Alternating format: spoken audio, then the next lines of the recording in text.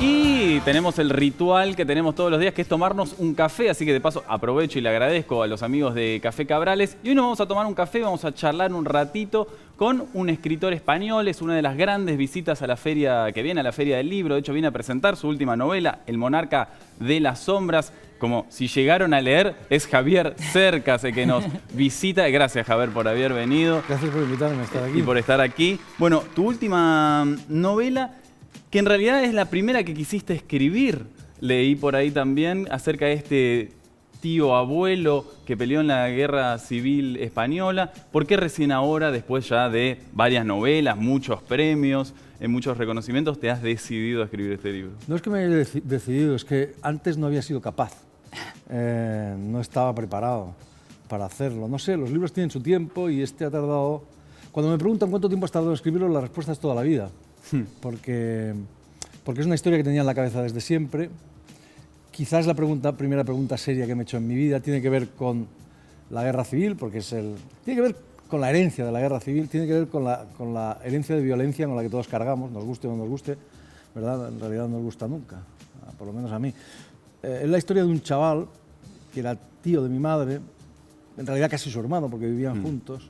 Un chico que vivía en el pueblo del que yo procedo, un pueblo muy humilde, de la zona más humilde de España, en Extremadura, cerca de la frontera de Portugal, que, bueno, es un chico de una familia de pequeños propietarios rurales, gente que simplemente comía, y que, un chaval con ciertas inquietudes intelectuales, ¿verdad? El primero de la familia que estudia, casi el primero del pueblo que estudia, y que en 1936, cuando en España estalla la guerra civil, decide alistarse en las tropas de Franco y morir. Y muere 2 años después de haber luchado en las batallas más cruentas de la guerra, muere en la batalla más dura de la historia de España, que es la batalla del Ebro. Además siempre, era franquista, ¿no? Entonces claro, este peso... Claro, es que siempre me pregunté por qué un chaval así se alista para defender una causa injusta, que ahora sabemos que era injusta, entonces no era tan fácil saberlo, ¿verdad? Claro. Y muere en el lado equivocado de la historia. ¿Y por qué mi madre, que en realidad es quien me transmite esta historia, hablaba así de él, ¿no? Claro, mi madre tenía 5 años cuando estalla la guerra, 7 cuando este chico muere, y para ella este chaval es como un héroe que ha ido a defender a la familia y la religión y la patria y esos valores en los que ellos querían. Entonces, esta es la pregunta que me hice siempre y es la que intenta formular este libro de la manera más compleja posible. Bueno, en la novela hay como 2 relatos, ¿no? Uno es tu historia familiar, donde contás todo esto justamente, y después es la batalla en sí, ¿no? La épica de la guerra. Y un concepto que también está en el libro que es interesante, que es emigrar, ¿no? Vos citás que tu madre emigró, ¿no? Emigrar, irse, y algo que acá tenemos un montón, ¿no? Nosotros todos tenemos un abuelo, un bisabuelo que ha venido en barco de algún lado, y me gusta ese concepto. Vos pudiste descubrir, porque incluso te lo preguntás, ¿no? ¿Qué es emigrar? Es que es uno de los temas fundamentales del libro, ¿no? Yo procedo de ese pequeño pueblo de Extremadura y a los 4 años me enviaron, o mis padres viajaron al norte de España. Entonces era como marcharse a la luna, literalmente, ¿no? Claro. No nos damos cuenta de lo que es la migración hace pues, 60, 70 años. Y ese es el hecho decisivo de la vida de mi familia y es el hecho decisivo de mi vida. Yo nunca hubiese sido escritor si me hubiese quedado en ese pequeño pueblo de Extremadura, hubiese sido veterinario o señorito, ¿no? Un tipo que no hace nada, lo cual hubiese estado muy bien. Pero sí, sin eso yo soy un desarraigado y por eso soy escritor. Y este libro habla de eso precisamente, en qué consiste eso. Del hecho de que de algún modo todos vivimos ese desarraigo, unos más y otros menos. Yo lo he vivido de manera intensa. Y sí, no puede ser un tema más actual, todos venimos de ahí, ¿no? Aquí en Argentina, en Europa estamos recibiendo a millones, miles y miles de personas que llegan cada año ahí desesperados y los recibimos fatal, por cierto. En fin, ese es un hecho determinante, ¿no? de nuestro tiempo y de todos los tiempos seguramente. Claro.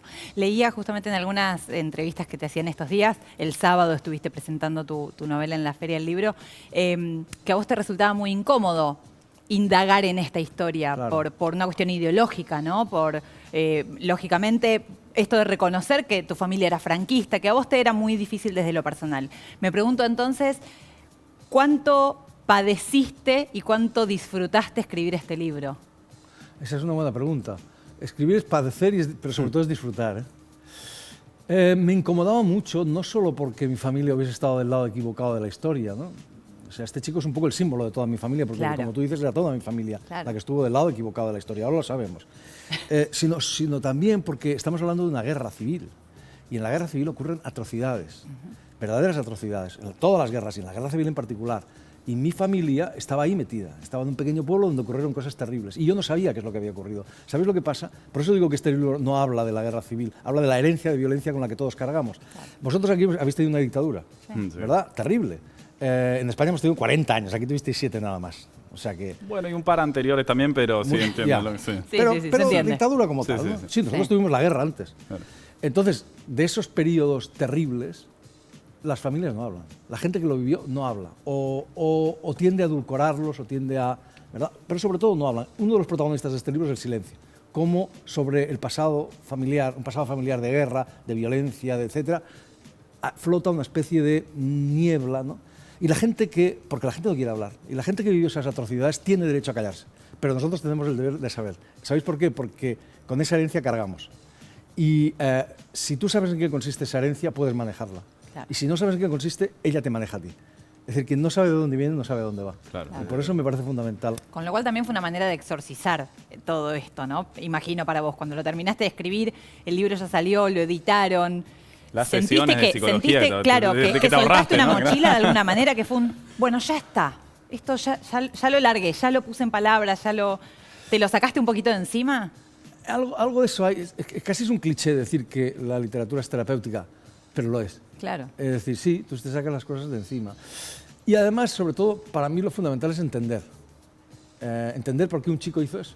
Claro. Por qué ese chico, mira, yo me he pasado la vida intentando averiguar cosas sobre él. Era un niño, no era un chico. 17 años, 17 ¿no? Claro. años. Sí, sí, cuando murió. Es un niño. No, cuando va a la guerra 17. Y cuando muere 19. Es un niño. Sí. Y entonces toda la vida he intentado saber cosas sobre él. Era muy difícil. El libro es un intento de reconstruir eso y de reconstruir mi proceso de contar, o sea, de llegar a contar esa novela. Porque la novela no habla del pasado, habla del presente, o no solo habla del pasado, sino habla del presente. Y yo no tengo ningún motivo para pensar que este chaval era peor que yo. Tengo todos los motivos para pensar que este chaval era mejor que yo. Y lo que a mí me interesaba era entender por qué cometió ese error. Entender no significa justificar, no había ninguna justificación para apoyar un golpe de Estado contra una república democrática, ninguna. Lo que me interesaba era entender por qué cometió ese error. Y entender no es justificar, es lo contrario. Entender es darte las armas para no volver a cometer los mismos errores. Y una vez que terminaste el libro, que lo escribiste, ¿volviste a este pueblo? Todavía no, ¿sabes? Porque acá se estrenó hace poco una película que se llama El escritor, ¿cómo se llama la de Connie? El Ciudadano Ilustre. El Ciudadano Ilustre. ¿La viste? Me recordaba, digo, imagínate si volvió y era un poco la misma situación, que te querían hacer pasear con la carroza por el pueblo, todo. ¡Qué miedo! ¿Y te gustaría ir? No sé. No voy. Es que mi pueblo sigue siendo mi pueblo. Es decir, la migración no tiene una forma. Hay infinidad de migraciones. En mi caso fue muy particular porque yo volvía constantemente con mis papás. Claro. Entonces yo tengo ahí todavía una casa, tengo familia, bueno, un poco como el Ciudadano Ilustre de la película. No he vuelto. Me está dando pocas ganas de volver, la verdad. No, sí, ojo que sin contar el final de la película, pero bueno, hay una tensión. No vamos a ver. Está bien la película, esa película está bien. Javier, de hecho nos contabas que te quedas acá hasta el miércoles, después vas a Alemania, México, estás de gira, ¿no? El escritor rockstar. ¿Cuál fue el lugar más lejos de tu casa en el que estuviste? Australia. Australia. Sí. ¿Y te pasó? ¿Te gustó? ¿No? ¿Te llamó? Me encantó. Es un sitio civilizadísimo, donde hay, de verdad, muchísimos lectores, los locales estaban abarrotados. Me acuerdo de un festival en Adelaide, que es el festival más grande, más importante del país. La gente en la calle ahí, bueno, un tiempo maravilloso, pero verdaderas multitudes, hay muchísima gente, y ahora muchísimos lectores. Me imagino, ¿no? Vos esto por ahí escribiéndolo en tu estudio o en tu oficina y de repente que un australiano lo esté leyendo, ¿no? Una historia tan íntima, ¿eso no es raro también? No. Compartir tu intimidad y que venga un vietnamí y te dice, me gustó. Sí, es raro, pero esa es la magia de la literatura. Claro. La magia de la literatura consiste en eso, en convertir lo particular en universal, en una cosa que me ha pasado a mí o a un tío mío, en una cosa que les pasa a todo el mundo. Eso es lo bueno, ¿no? Es decir, ¿qué carajo me importa a mí un tío que se vuelve loco en La Mancha, verdad? En cambio, todos estamos ahí con el tipo de La Mancha volviéndonos locos, ¿no? Claro. Esa es la magia de la literatura, consiste en convertir lo particular en universal, ¿no? Hace algunas semanas nos visitó Eduardo Sacheri, acá en el programa también, y debatíamos un poco esta cuestión de si está bien o mal abandonar un libro. Empezar a leerlo, pasan 20 páginas, pasan 30 y no te engancha. Me interesa saber cuál es tu postura al respecto. ¿Sos de abandonar libros o sentís la culpa de decir, no, tengo que llegar hasta el final? De chico no abandonaba los libros, de mayor los abandono. Y no pasa nada. No se cae el mundo. No se cae el mundo. Sí, Es que hay poco tiempo. Cuando era un chico creía que iba a poder leer todos los libros del mundo, pero ahora sé que no los podré leer. Es imposible. Entonces prefiero leer los que me gustan que no los que no me, o sea, no leo los que no me gustan. Hombre, si es un libro con un clásico y tal, le doy más oportunidades. Claro, y si no, tenés ahí algo estipulado, bueno, llego al 30% del libro y si no abandono. De hecho, hay un estudio de las series que dicen que si no te enganchaste hasta el 4.º capítulo, bueno, ya está. Es que es muy importante entender que la literatura es un placer, Claro. antes que cualquier otra cosa. La idea de lectura obligatoria, la expresión lectura obligatoria, que se da mucho en las universidades y tal, es un oxímoron, como matrimonio feliz, es una contradicción en términos, una cosa o la otra, ¿no? Entonces, es un placer la lectura antes que nada. Si algo no te interesa por lo que sea, por lo importante que sea el libro, si no es tu libro, lo que hay que hacer es dejarlo. Es un placer también haberte detenido, Javier, aquí con nosotros. Te voy a pedir si nos podés firmar el ejemplar de tu último libro, El Monarca de las Sombras. Así lo sorteamos entre los televidentes de Hoy Nos Toca. Así que, mira, voy a hacer entrega del libro, del bolígrafo, de la Digo que a mí virome. me alivia cada vez que un escritor dice que está bien dejar un libro, que no pasa nada, que no es tan grave. No sé a vos, Jason, pero a mí un poco me alivia. Sí, aparte la siento pila menos que tenés. culpa. Está Siento menos bien. culpa. Ahí No está. sé en tu caso, pero yo tengo un estante de pendientes. Todo al lado de la mesita de luz, cada No. vez se acumula un poquito Por más. eso. Que Javier Cercas, Eduardo Espero que no Sachén ocurra nos con el digan, mío, por favor. No, Hace eso mucho no. cuidado. No va a ocurrir o Eso nunca te no. enterarás, Javier. Muy bien. Estuvo Javier Cercas tomando un café con nosotros. Mirá, a ver, vamos a mostrar la dedicatoria. Voy a ver si puedo entender la letra. Ahí va. Letra de médico, pero se entiende, ¿eh? Para los amigos de Hoy Nos Toca. ¿Qué dice? Leer. Con un gran abrazo. Con un gran Muy abrazo, bien. Javier Cercas. Esto lo vamos a sortear mañana, así que estén atentos, vean el programa. Recuerden, estamos de 10 a 12 en vivo en el canal de La Ciudad. De verdad, gracias por haber venido. Gracias. Mucha suerte con tu gira, con el libro, con todo lo que se viene. Muchas gracias. Gracias.